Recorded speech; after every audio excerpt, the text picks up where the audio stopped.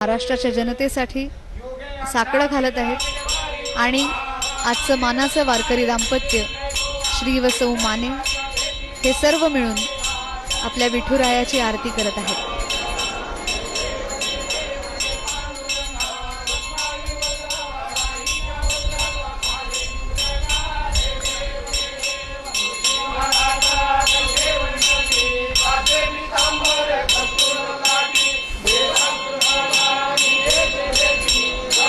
चला पंढरी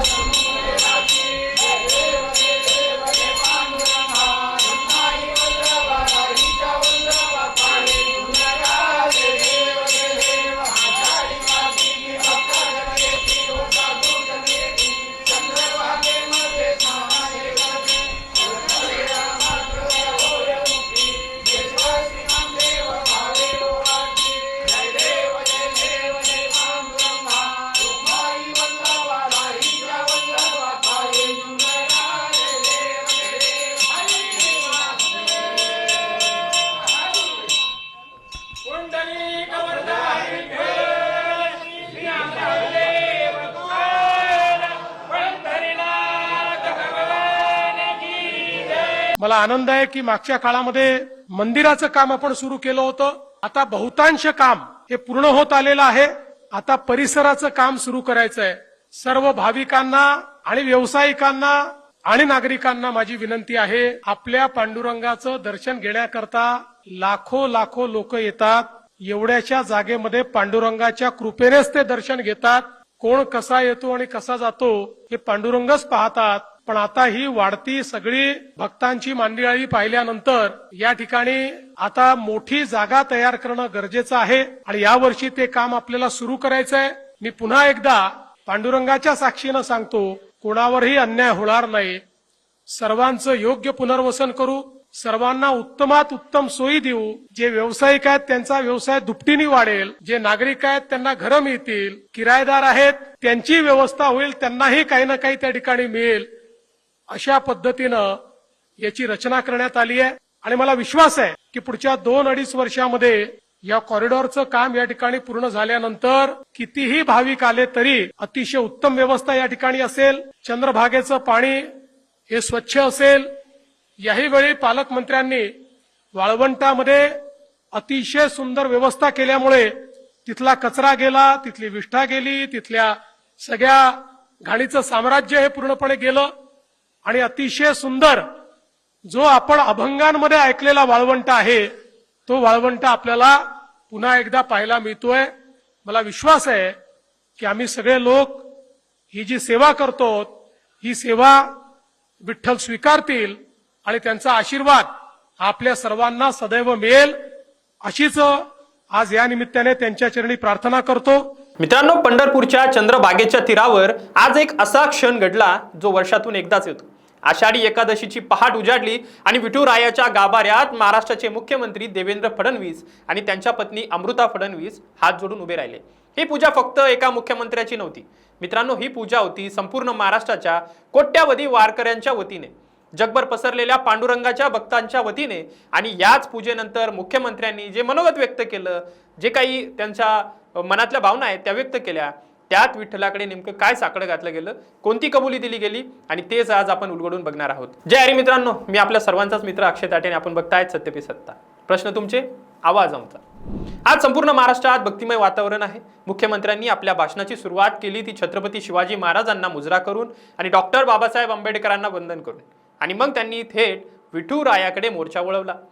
18 युगांपासून एका विटेवर उभं असलेलं हे दैवत भक्तवत्सल पांडुरंग, ज्याच्या चरणी नतमस्तक होण्यासाठी लाखो पावलं दरवर्षी चालत येतात। मित्रांनो, यंदाच्या वारीने एक नवा उच्चांक गाठलाय असं मुख्यमंत्री स्वतः सांगतायत। आधी 12-15 किलोमीटर पर्यंत असणारी दर्शन रांग यंदा 25 किलोमीटरहून अधिक लांब गेली। 25 किलोमीटर पासनं तासनतास दर्शनासाठी थांबूनही एकही वारकरी नाराज झाला नाही, थकला नाही। विठू नामाचा गजर करत आनंदाने तो रांगेत उभा राहिला आणि यातल्या 90% भाविकांना प्रत्यक्ष मुखदर्शनही मिळत नाही, फक्त कळसाचं दर्शन घेऊनही ते तृप्त होत आहेत। हीच खरी भक्ती आहे, हाच खरा भाव आहे असं मुख्यमंत्री आवर्जून नमूद करतायत। आणि इथेच मित्रांनो खरं साकडं सुरू होतं। मुख्यमंत्री सांगतात, जो वारकरी आपल्या समोर येतो तो शेतकरी आहे, शेतमजूर आहे, 12 बोलीतेदार आहे, आणि विठुरायाची प्रत्यक्ष सेवा जरी आपल्याला शक्य नसली तरी या शेतकऱ्याची वारकऱ्याची सेवा जरी केली तरी ती सेवा थेट पांडुरंगापर्यंत पोहोचते अशी भावना व्यक्त करत मुख्यमंत्र्यांनी सरकारच्या कामांचा लेखाजोखा विठुरायासमोरच मांडला.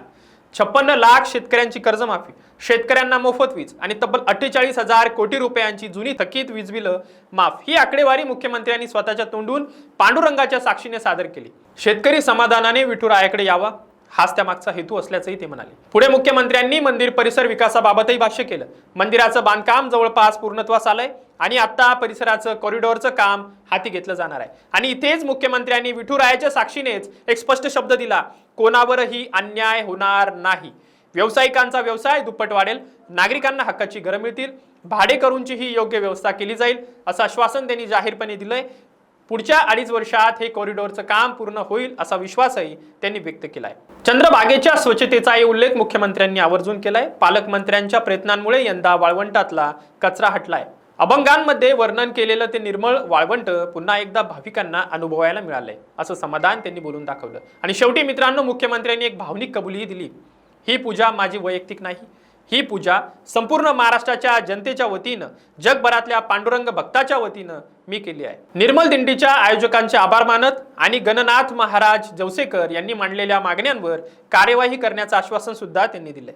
मुख्यमंत्र्यांनी आपलं मनोगत संपवलं. पण मित्रांनो, थोडक्यात सांगायचं झालं तर आजच्या या शासकीय महापूजेत मुख्यमंत्र्यांनी विठुरायाकडे थेट काही मागितलं नाही, पण जे काही बोलले ते एक प्रकारचं जाहीर वचनच होतं.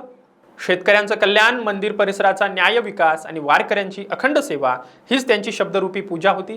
हेच त्यांचं साकडं होतं. आता ही आश्वासनं प्रत्यक्षात किती उतरतात हे पुढच्या काळात महाराष्ट्राची जनताच ठरवेल. आपल्याला काय वाटतं आजच्या या भक्तिमय वातावरणाबद्दल आणि मुख्यमंत्र्यांनी जे काही पांडुरंगाच्या साक्षीने आश्वासन दिलंय त्याबद्दल नक्कीच आम्हाला कळवा. आणि अशाच महत्त्वपूर्ण माहितीसाठी, व्हिडिओसाठी बघायला विसरू नका सत्य पे सत्ता. जय हरी. 2 महिन्यानंतर सिंगापूर ब्रांचला प्रमोशन होतंय तुझं. कॉंग्रॅच्युलेशन्स. काय ग, तुला आनंद नाही झाला? मॅडम, तुम्हाला माहितीच आहे की मला PCODचा त्रास आहे. दिवसभर फटीग असतो, सारखा मूड स्विंग होतो. उगाच एवढी जबाबदारी कशाला घ्यायची? अगं, एवढं सिरियस नाहीये ते. त्यावर सोपा उपाय आहे, डॉक्टर चाटेज होमिओपॅथी क्लिनिक. अगं, किती जणींनी तिथे उपचार घेतलेत. महाराष्ट्रात अनेक ठिकाणी त्यांच्या शाखा आहेत.